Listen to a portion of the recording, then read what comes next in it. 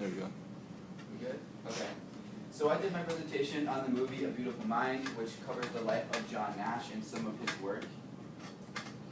Okay.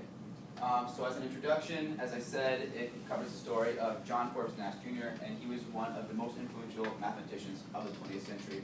I'll go further into some of his actual work a little bit later. So it takes place at Princeton University, and it kind of starts when he's a graduate student there, and then it goes to when he's an actual professor, and most of the movie takes place at Princeton. So then as for the summary of the movie, it kind of has a lot of twists in it.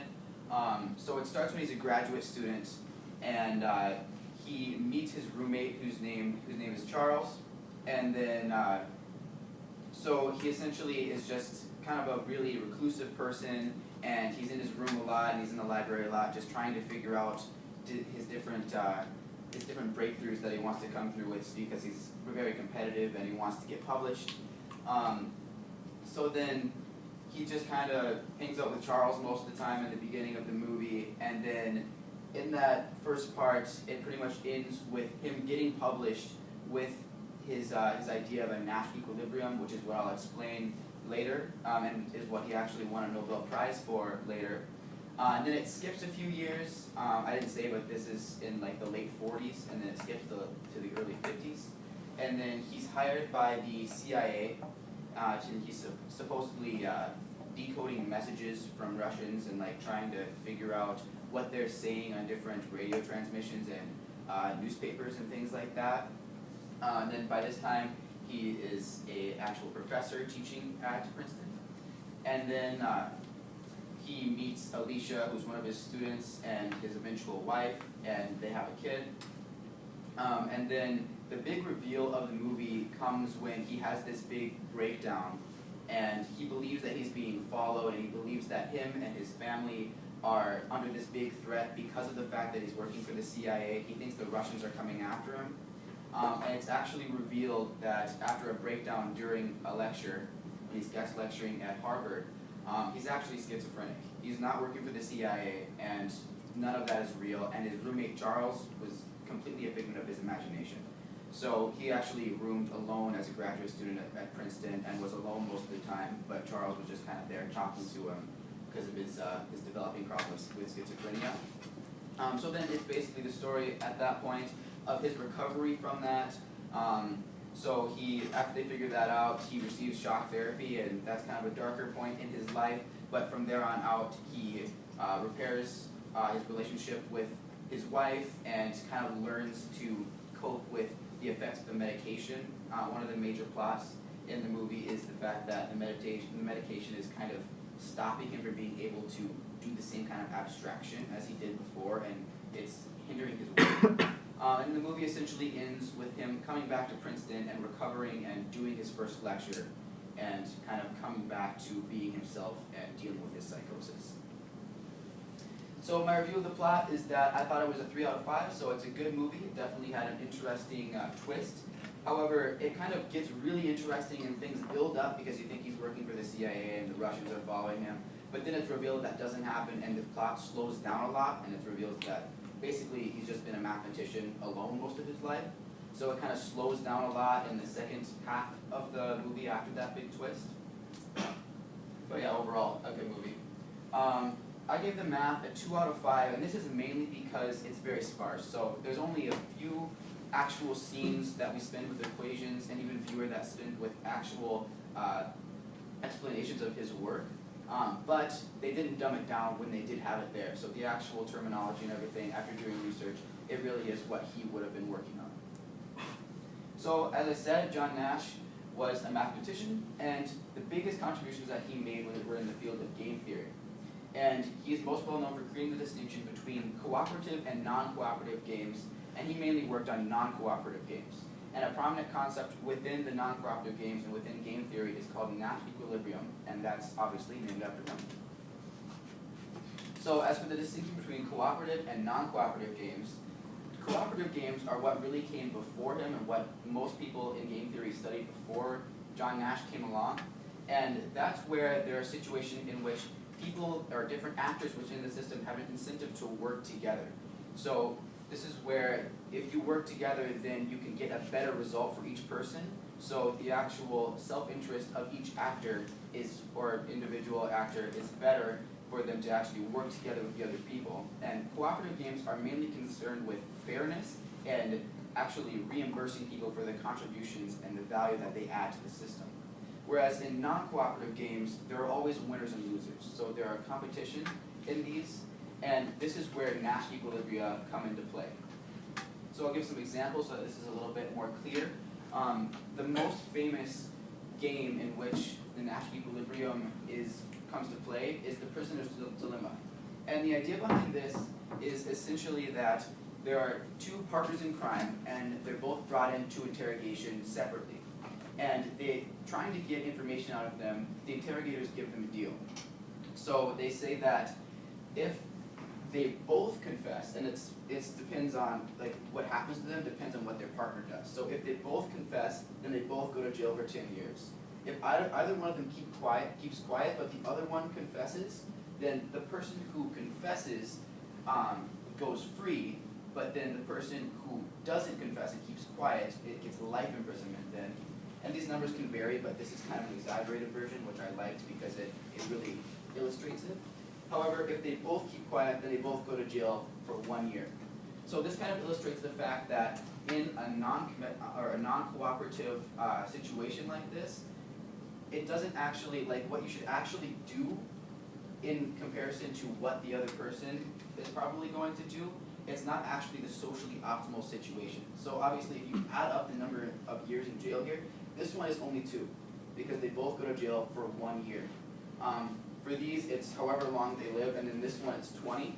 But in this situation, the Nash equilibrium, which is actually what Nash says you should do in this situation, is to confess.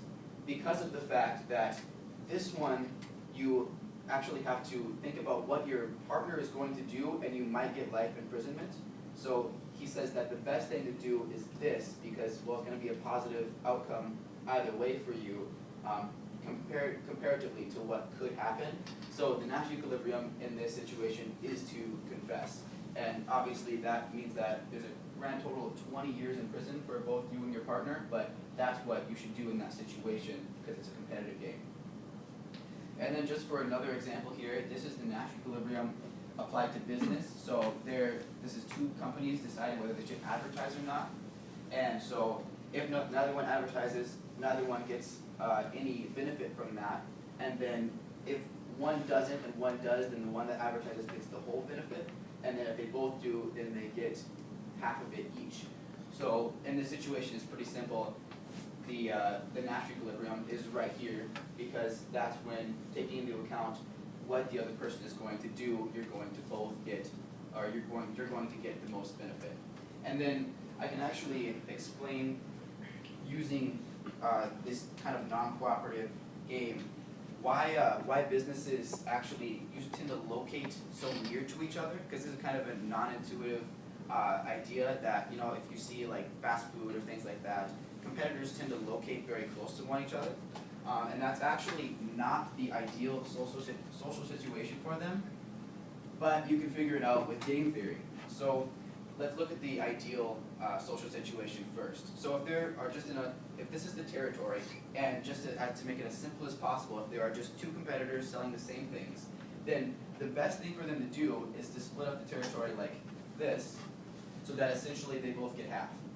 So people are going to go to whichever one is closest. So a person here is going to go there, a person here is going to go there, and anyone over here is going to go to this business, anyone over here is going to go to this business.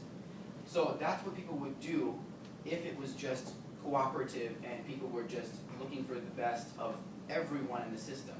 However, this isn't what's actually going to happen, because, so if one person stays, and then the other person decides, well, I can move to make the outcome better for me, this person can move over here. They can move right next to you, and now they've taken far more. So they're getting like maybe 75% over here, and you're getting maybe only 25%.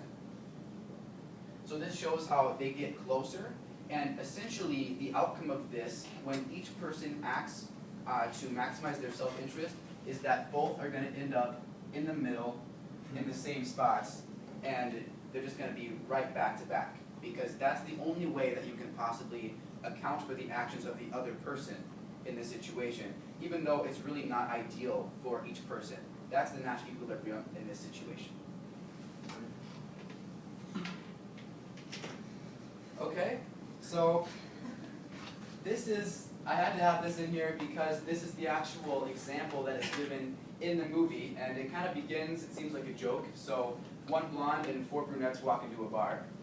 But the idea here is that Nash and his math friends are sitting in this bar, and then these women walk in, and they all very much like the blonde.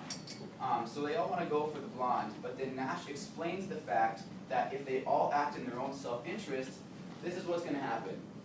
And this is a simplified version where it's only Nash and 1 friend or 2 friends.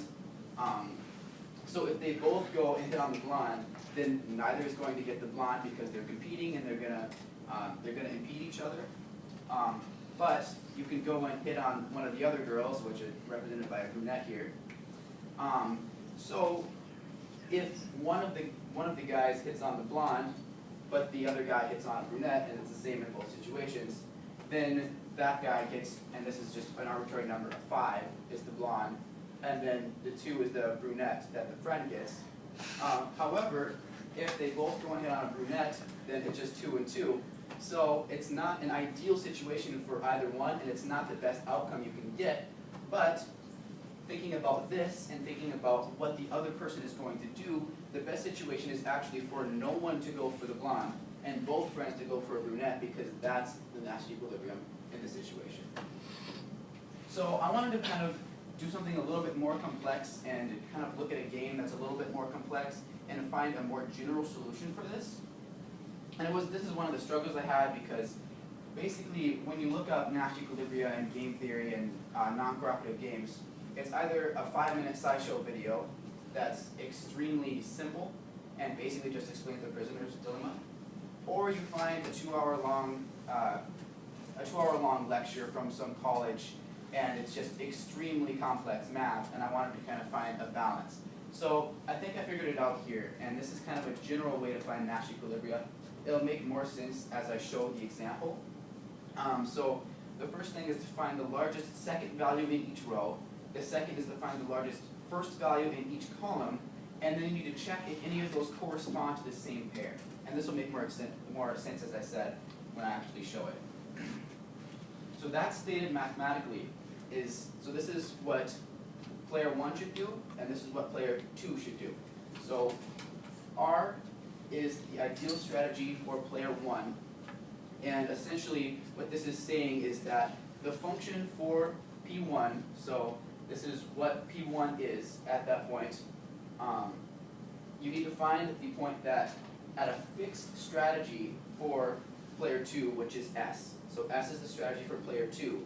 You need to find the R that is the highest for that strategy. So what this is essentially saying is that for each player, they're going to choose what is best, the best response to a given strategy by the other player. And this will be kind of shown, and then this is the same over here. Player 2 is going to be finding the best S strategy in response to any given fixed R strategy by player 1. So next slide. So this is where it should kind of start to make sense here. So these are player's 2 strategies, and there are 3 of them. And then player 1 also has 3 strategies, and then each one is assigned a different point gain or loss depending on what the other player does. So again, that's a very essential part to non-cooperative games. It really depends on what the other player does. So, okay, go ahead and go back to the other one. So in order to find what the ideal strategy is, so like for player 2, their point gain is the second value on each one. So player 2 is going to find what the ideal strategy is in response to each one of these that they can pick. So then you look at, so essentially you look at R1, and then you find the highest second value in this row. And that would be 2 here, and then it would be 2 here, and it would be 5 down here. And then you do the same thing for player 1. So you're going to find the highest first value in each column. which is the highest point gain that player one can get for each strategy